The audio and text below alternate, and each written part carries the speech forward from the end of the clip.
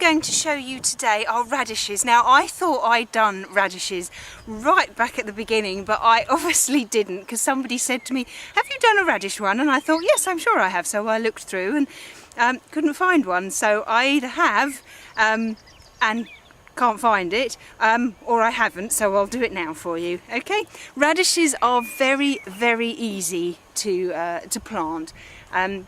When you get your packet, don't plant them all together. Plant a row, and then about a month later plant another row, and then a month after that plant another row, so that all summer long you'll get radishes, because otherwise they'll all be ready at the same time and you clearly can't eat all of them at the same time. That's what I do, and it tends to work out very well. Now, these ones are called sparkler. They're there. Sorry, the packet is looking a little worse for wear. Because I've used it, I've planted quite a few already, and there's a hole in the bottom, so I'm having to keep them in a pot because they all fell out in my pocket, which was a little difficult to try and retrieve them all. But radishes you can sow from sort of February. I would do them under cover if you're under a sort of a cloche, if you're starting them in February, all the way through to September, so they can grow for a very long time. They don't take that long to grow.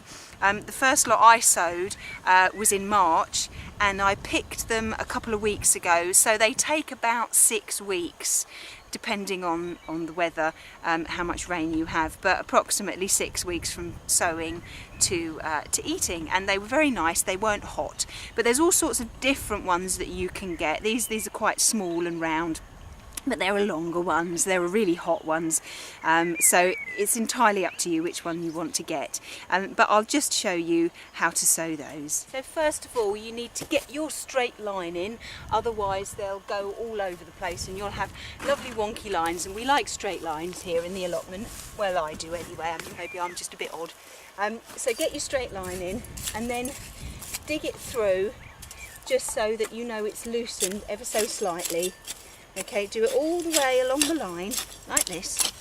That's it, you're just sort of twisting it over, just turning it over. Okay, and then what you need to do is you just need to water that trough that you've done. Just that little bit that you've done, okay?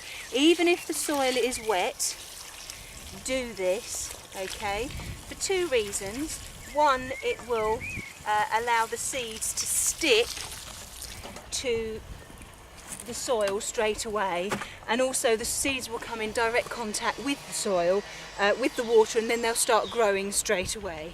Okay, and then all you need to do then is to take your seeds, just take a pinch between your thumb and your finger, and then just move your thumb and your finger backwards and forwards and move your hand along.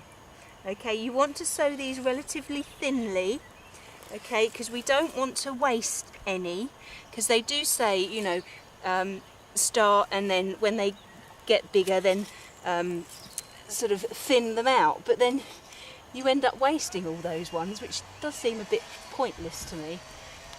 So sow them thinly to start with.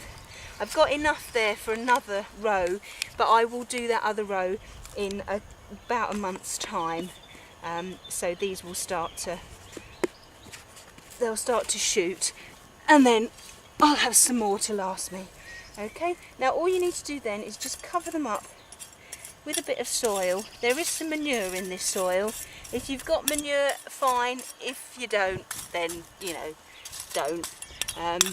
But I've got a nice big pile down the end, which is gradually getting smaller and smaller. Not by people stealing it, but by me using it. So we'll just cover that up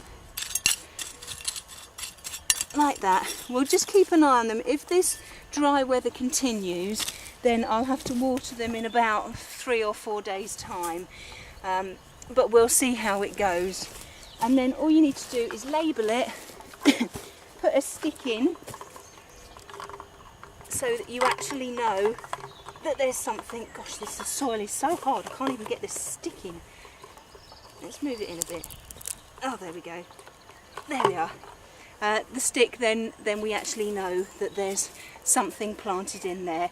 I will put a label in there, but I'll do that in a minute. Now these are the ones that I planted in March, And just when they kind of get to about this sort of height, just have a look through them every couple of days. Excuse the weeds, I do apologise, I haven't had a chance to weed this bed. Just have a look through them, and if they look a nice size, like that one, they're about the same size as my thumbnail. If they get too big, then they get very woody inside. It's always best to pick them when they're slightly smaller. And then that one's ready. And we'll just go along and we'll just have can just move a little bit of soil just to see if they're ready yet. That one's not quite big enough.